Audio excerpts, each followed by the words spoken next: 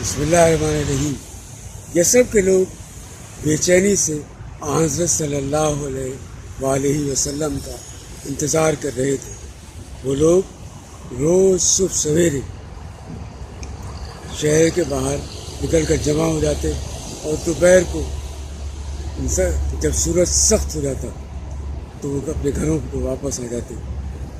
ایک دن یعنی 8 ربیع الاول سن 14 ربیع اور 1 ہجری تھا۔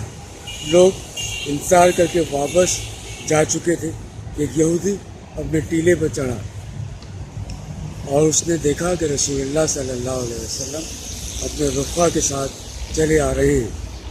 وہ بے خود ہو کے چلایا کہ عرب کے لوگوں، یہ رہا تمہارا نصیب، اس کا تم انتظار کر رہے تھے۔ یہ سنتے ہی مسلمان ہتھیاروں کی طرف دوڑے اور سج دھج کر رسول اللہ کے استقبال کو جمع ہو گئے۔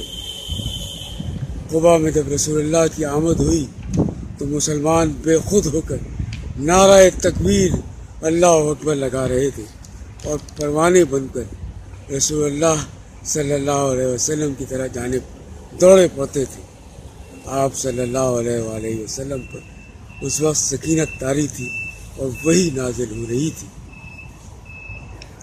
حضرت عروہ بن زبیر رضی اللہ عنہ سے روایت ہے کہ نبی اکرم صلی اللہ علیہ وسلم ان لوگوں سے ملنے کے بعد بنی عمرو بن عوف کے علاقے میں آئے اور وہاں قیام کیا۔ وہ دوشنبے کا دن تھا اور ربیع الاول کا مہینہ۔ حضرت ابوبکر صدیق رضی اللہ عنہ لوگوں کے استقبال کے لیے کھڑے تھے اور رسول اکرم صلی اللہ علیہ وسلم خاموش بیٹھے تھے۔ لوگ حضرت ابوبکر صدیق کو رسول اللہ سمجھتے اور ان سے سلام دعا کرتے۔